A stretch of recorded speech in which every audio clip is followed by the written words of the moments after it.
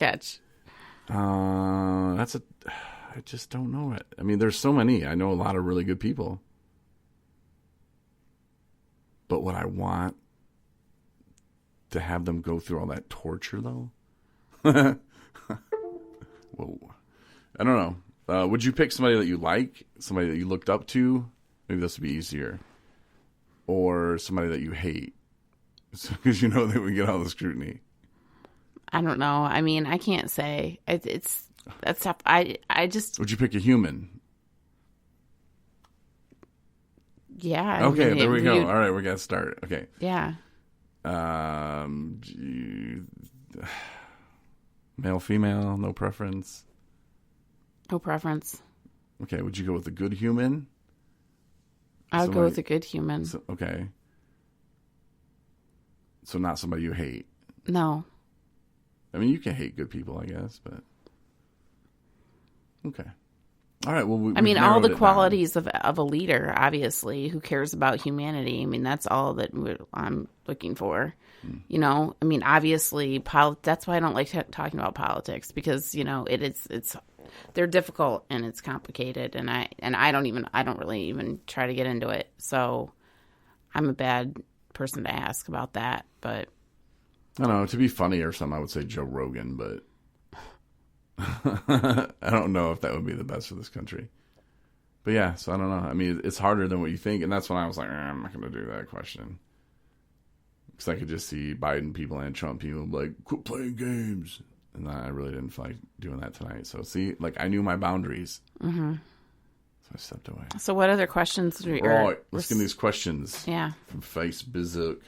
So yesterday I had asked about a topic. And Curtis has a couple questions. This is a good one, or at least a topic. The emotional struggle to get back up. So I'm assuming he means after you have some clean time, you relapse, that emotional struggle to get back up and do it again it's one of the toughest things that you can deal with. For me, I'm just taking a minute to go back to that state of mind.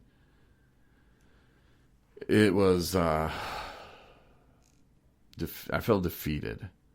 I felt there was no hope. I didn't want to live anymore. I wanted out. I wanted out of this whole situation. I wanted out of everything. I wanted a magic fairy to sprinkle dust on me and make me go away. Mm-hmm. I didn't want to hurt anyone else anymore. I didn't want to hurt myself anymore. I just wanted to be gone. So to come back from that, I think it just takes time. You know, being around the right people, not isolating. In my opinion, that just makes it a lot worse. Fortunately, I have my cat, Nico, who, no, serious. I mean, she kept me company. And, you know, as I was sitting there wanting to die, she would jump on the bed and she'd cuddle with me. And it let me know that I at least had one friend. Even though she didn't speak English. But still, it was very comforting. It really was. So I think just a little bit of time and then, you know, being around the right people.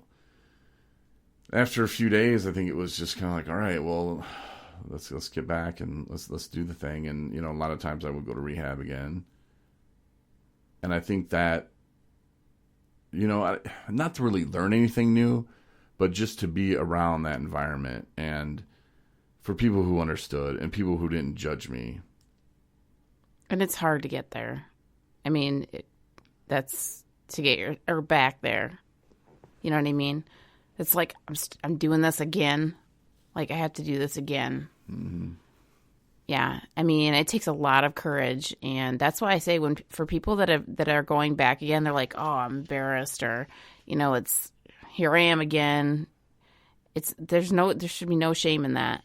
You know, I'm proud of those people. And because I was one of those people and multiple times, and it takes what it takes, but yeah, that desperation, that's what for me, that's what it was. I mean, the thing is too, is for me, I had people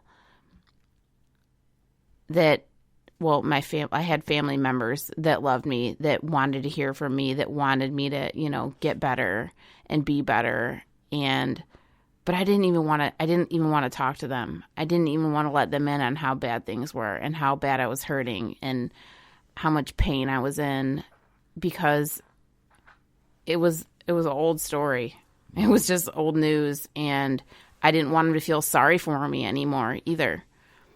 So it's this place where you feel like it can't get any worse, which it can, and that somewhere deep down inside that things could get better, but it just seems so unreachable and so far away and so undoable that you don't know if you have it in you to do it.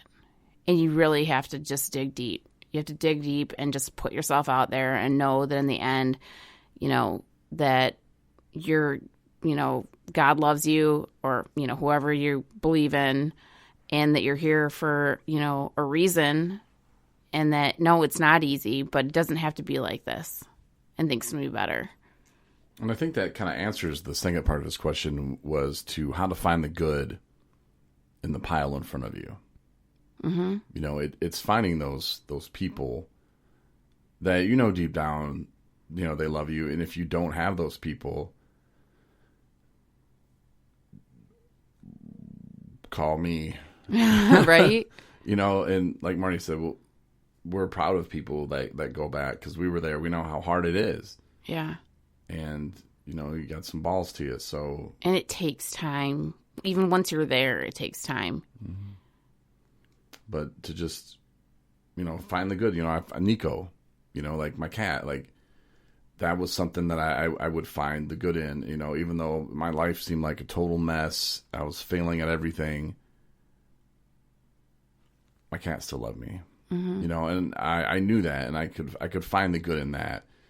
And if I didn't have to leave my apartment, if I didn't have to see my neighbors, who I didn't know what they were thinking, like, oh, the cops were over there again last night, like I didn't have to see them. I didn't have to go in, but I knew my cat loved me, and I would try to find joy in the little things. It took me a while, though. Like the station that I love, the Ticket 1310 out of Dallas, love listening to that station. And when I would relapse, I don't know if it was to punish myself or just maybe because I felt like I didn't deserve anything to listen good. To it. Yeah. Yeah. So I wouldn't listen to it. Right. And it would take me about a week or so to finally get back to listening to it and to laughing again. And that was a weird thing. And I noticed that pretty early. Like I just didn't deserve it. It was weird. Mm-hmm. No, I think I feel like I did the same thing. I can't remember like what would be a good comparison, but I know at one point, kind of similar, like what pushes you to actually, make that change is, for some reason, of all the things that I lost, I'm moving all over the place, and I ended up in Texas. My dad moved down there, and I ended up going and staying there, and I kind of started my life in San Antonio for a while. And for whatever reason, one of the things that I hadn't lost in all of my moves and so on was this old photo album. And I remember at one point I was looking through this photo album, and I was completely a mess. I had lost everything. I was barely holding on to my apartment. I knew I was headed out. I was really ill. I had nobody to really call a true friend. And I was looking through this photo album, and I was seeing these pictures from when I was in like middle school, before alcohol was even a part of my life. And I mean, they weren't anything special. They weren't like events or anything. It wasn't prom pictures or anything. It was just me. I think it like overnights or something at a friend's house, and soccer pictures or whatever. And I was like a happy kid, and to know that like I have had happiness and that I can find it again, even though, now I'm grown up, like, what am I doing with my life? I deserve more. I'm worth it.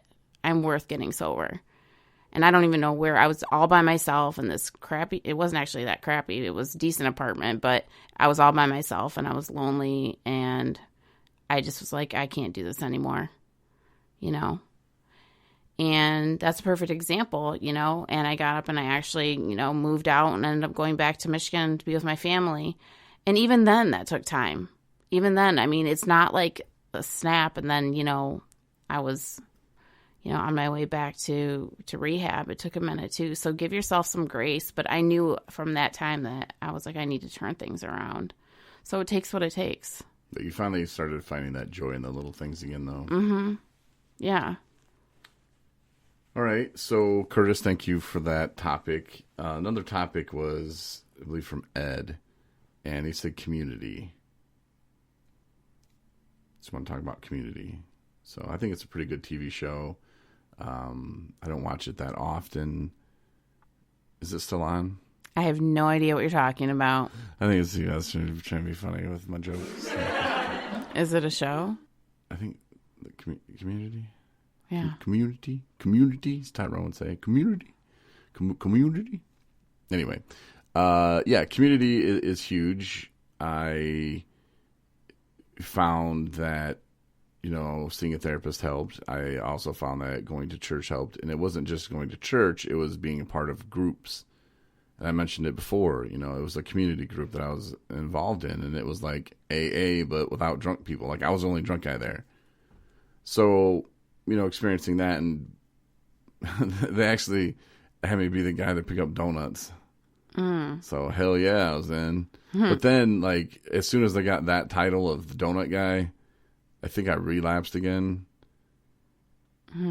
So, yeah, but it did help. Obviously, it wasn't what pushed me over the edge, but, being a part of that. And I would go with a church. I went a couple years ago around this time, matter of fact, because it was Halloween. They had their trick-or-treating in Coloma. And the church had like a little setup, and I volunteered to run these games. And, the kids would show up and throw the little balls or whatever and get them in the little bucket, and we'd give them candy or a prize. I can't remember exactly. But that was fun, like giving back, like being a part of something. And sense of pride, you have that sense of community and that sense of belonging. It's a lot better than just sitting on the couch waking up trying to get trashed. Yeah. And in general, I mean, think of how many, and it's different. Like, you think there's communities within communities. So in the big picture, we live in Traverse City, Michigan. Mm-hmm. So we're part of this community. And I think Traverse City is a great place to live. I mean, I love it. But then, like you said, there's communities within the community. So there's different, almost cultures that you become involved with where you play whatever part that you play in it. There's the recovery community.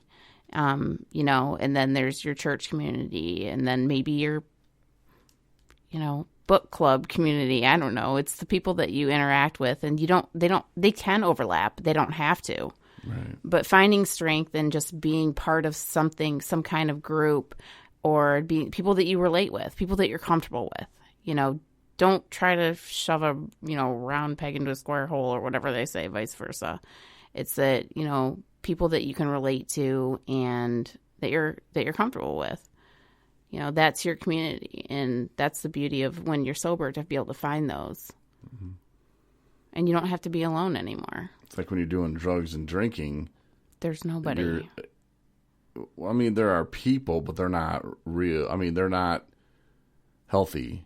Right. There are people there are people you see, but you're not really making the kind of bonds and the kind of relationships that are going to keep you moving forward in life. You're going down, so you will have to leave that community, and don't be afraid to, because there are better communities out there. Yeah, there really are. The people that you hang around with, they would have no problem robbing you, hurting you, or leaving you if it benefited them. Taking your last 100 as you get your electric cut off, and they go, "Man, that sucks, bro. Good luck." Good luck to you.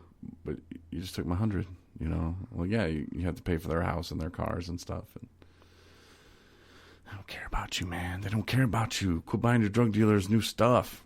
Doesn't that get old? All right, so thanks, Ed. And Taylor had a question, too. Not a question. I keep calling them questions. A topic. Mm-hmm. Taylor wrote, transitioning from sober living to being on your own.